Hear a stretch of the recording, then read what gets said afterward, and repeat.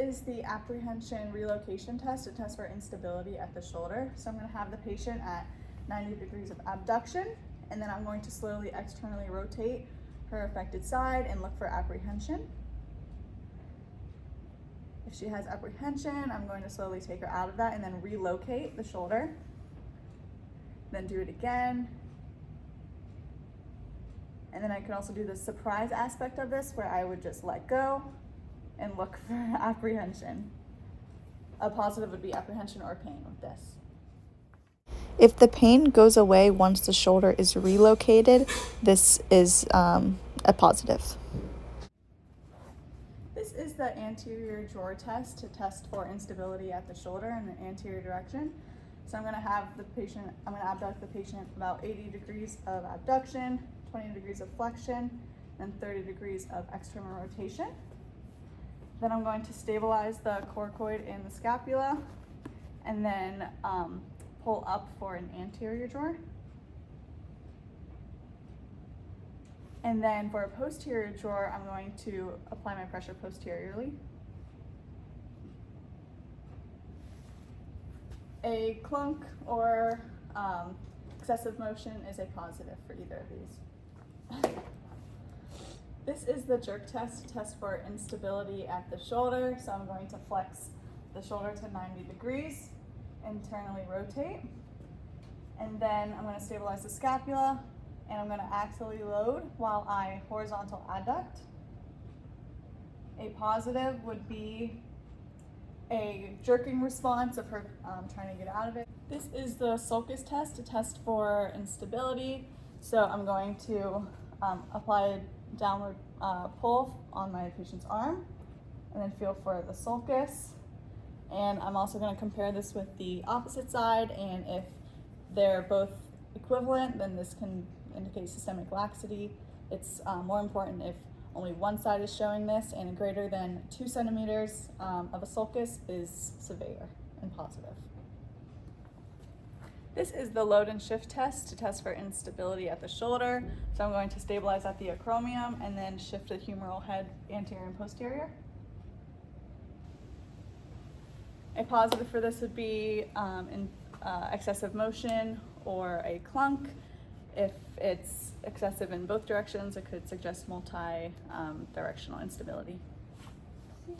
This is the posterior apprehension test to test for posterior instability.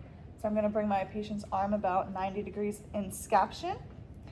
And then as I axially load, I'm going to internally rotate and adduct.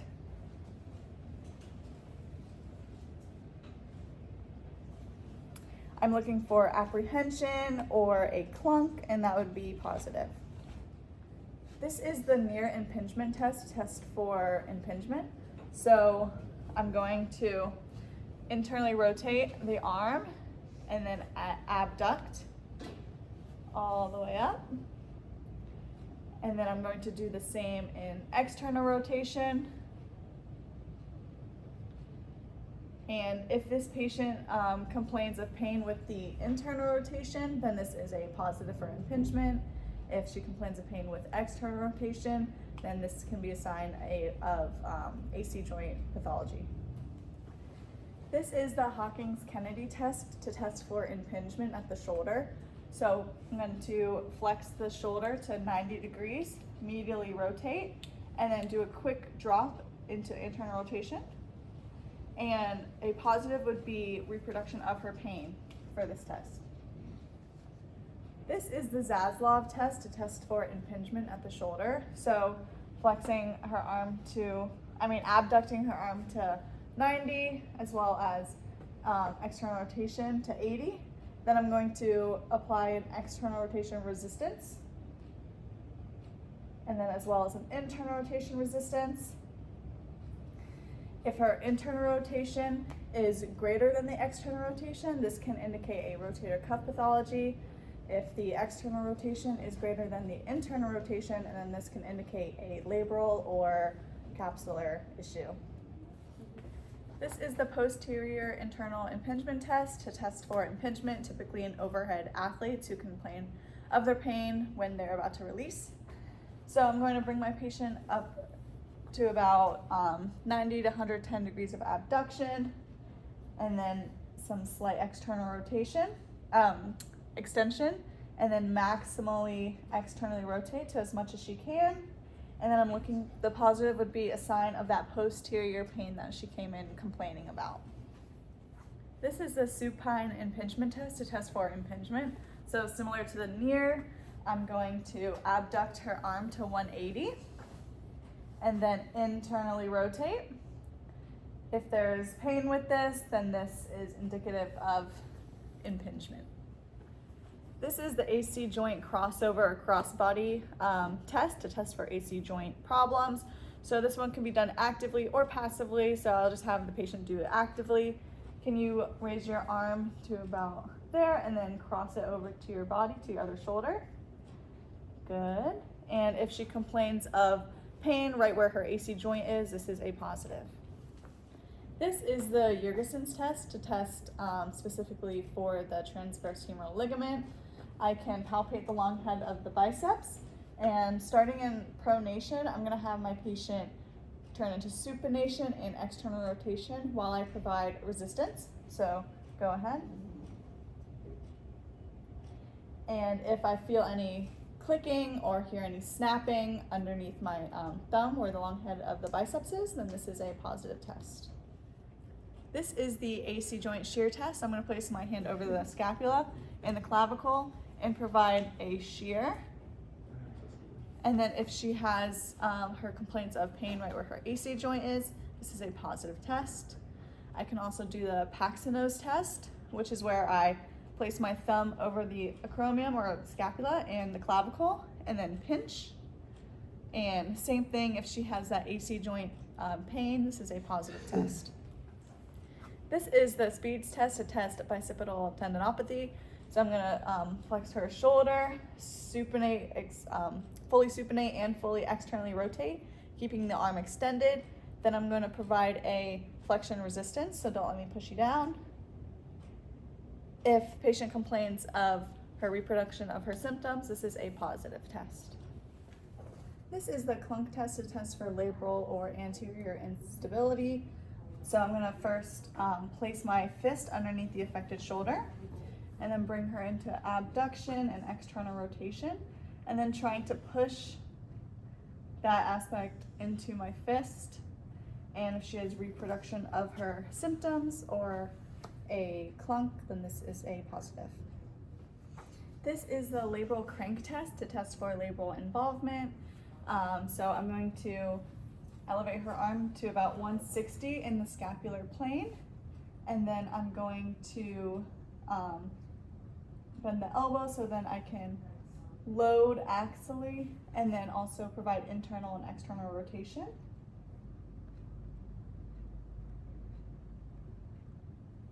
A positive to this would be reproduction of her pain or a click or pop.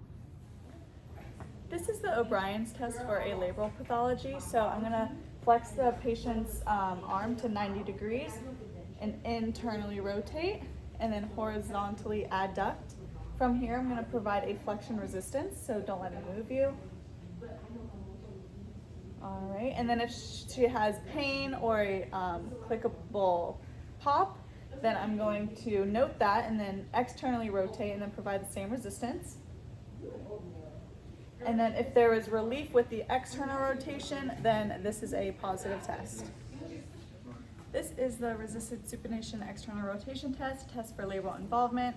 So I'm gonna abduct her arm to 90 degrees, and then I'm gonna ask her to try to turn her arm out like so for supination, and then I'm going to try to resist that motion as well as bringing her into external rotation. All right, so go. And if she has any clicking or popping or reproduction of her pain, this is positive. This is the anterior slide test to test for labral involvement. So I'm going to have the patient place her hand on her hip, and then I'm going to stabilize the clavicle and the scapula, and then apply a anterior superior force at the elbow, and my patient is going to try to resist that. If this reproduces her pain or if there's a clicking sound, then this is a positive test. This is the external rotation lag sign test, a test for rotator cuff pathology, specifically infra and supraspinatus. So I'm going to abduct my patient to 90 degrees of abduction and then 80 degrees of external rotation. And then I'm just gonna ask her to keep it here when I let go. And if the patient's arm begins to lag and she cannot hold it up, then that is a positive test. This is the biceps load test 1 and 2, the test for labral involvement. So I'm gonna abduct the arm to 90 degrees for biceps load test 1, supinate and externally rotate the arm. Then I'm going to provide resistance to the biceps, so resist me. And then for biceps load test 2, I'm gonna abduct to 120, do the same thing, supinate and externally rotate, and then resist biceps. Oops. And if there's a click or a pop like I heard just now, then that is a positive test.